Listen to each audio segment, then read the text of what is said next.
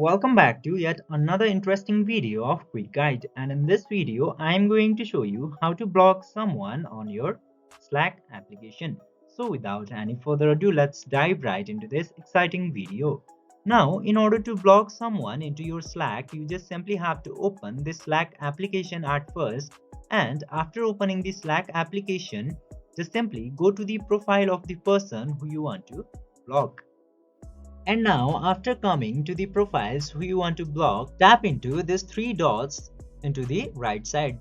And after tapping into that three dots, you will get this option of hide the person, because direct blocking option is not available into the Slack.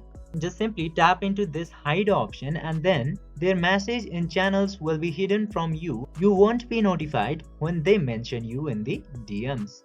You can also unhide them later in the preferences. Just simply click into this hide this person option and it will work for you. I hope this video was helpful for you. If yes, don't forget to like, share and subscribe to the channel to never miss another update. Thank you for watching the video.